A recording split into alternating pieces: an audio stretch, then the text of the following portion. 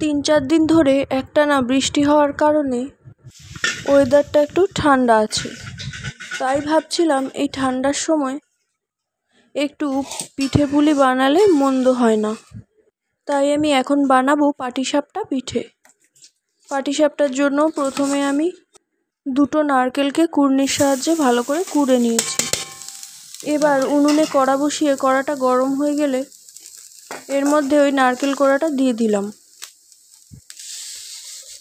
এবার দিলাম 1.5 কাপের মতো চিনি। এবার আমি নারকেল আর চিনিটাকে এইভাবে খুন্তির সাহায্যে নাড়তে থাকবো কিছুক্ষণ।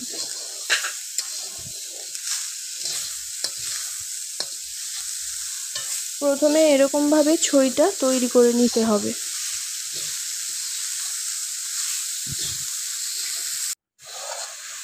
প্রায় 7-8 মিনিট নাড়ার পর এইরকম অবস্থায় এসেছে।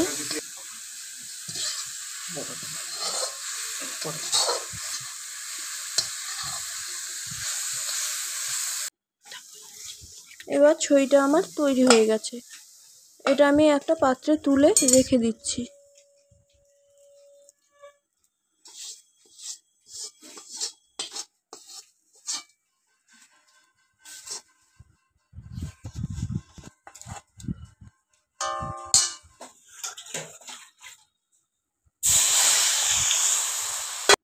এবার আমি চালের গুঁড়ো আর ময়দা দিয়ে আর পরিমাণ মতো লবণ মিশিয়ে একটা ব্যাটার তৈরি করে নিচ্ছি।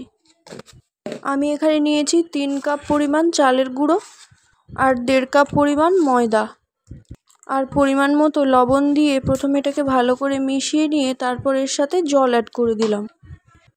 ব্যাটারটা আমি যেরকম দেখালাম এরকমই পাতলা হবে। এবার কড়াইতে আমি সামান্য পরিমাণ সাদা তেল দিয়ে এইভাবে চারিদিকে ছড়িয়ে দিলাম।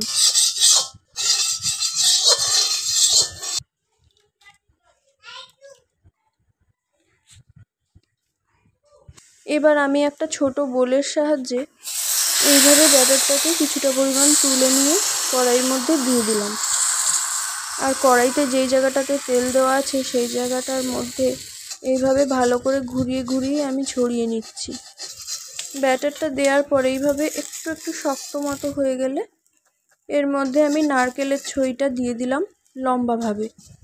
তারপর খুন্তি দিয়ে সাইডের দিকগুলো ভালোভাবে তুলে নিয়ে তারপর এভাবে দুদিকে মুড়ে নিচ্ছি। অনেকে এটাকে একটা পাত্রে তুলে নিয়ে তারপর এর মধ্যে ছই দিয়ে তারপরে মোড়ে, কিন্তু আমি কড়ার মধ্যেই পুরো প্রসেসটা করে নিচ্ছি। এবার আমি একটা চা চামচের সাহায্যে কিছুটা পরিমাণ ঘি নিলাম এবং এই পাটিসাপটা পিঠে চারিদিকে ভালো করে ঘিটা ছড়িয়ে দিলাম। এই পাটিসাপটা পিঠে তৈরির সময় এতে ঘি না দিলে এটা যেন অসম্পূর্ণই থেকে যায়। এবার এটাকে উল্টে নিয়ে উল্টো সাইডটাতেও একটু ঘি দিয়ে দিলাম, আর ঘি দিলে গন্ধটাও খুব সুন্দর হয়। পিঠেগুলো এইভাবে তৈরি করার পর একটা পাত্রের মধ্যে নামিয়ে রাখছি। প্রথমে ব্যাটারটা দেওয়ার আগে আপনারা সাদা তেলও দিতে পারেন, আবার ঘিও দিতে পারেন। আমি এবার আর তেল দিলাম না, ঘি দিয়েই করছি। আপনারা যেটা ইচ্ছে যেমন ইচ্ছে করতে পারেন। ঘিটা লাস্টেও ছড়িয়ে দিলে হয়। এইভাবে আমি প্রথমটার মতো আবারও চাল আর ময়দার ব্যাটারটা এইভাবে কড়ার মধ্যে দিয়ে দিলাম। নারকেলের ছইটাও আমার খুব সুন্দরভাবে তৈরি হয়ে গেছে। এইভাবে সেকেন্ডটাও তৈরি করে নিলাম।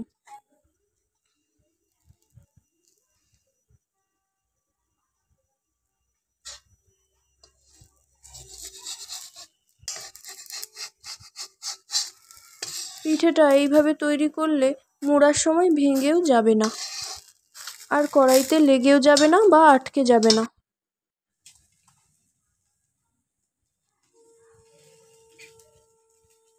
আর ভিডিওটা যদি ভালো লেগে থাকে তাহলে আপনারা লাইক করুন আর এইভাবে আমাকে সাপোর্ট করুন।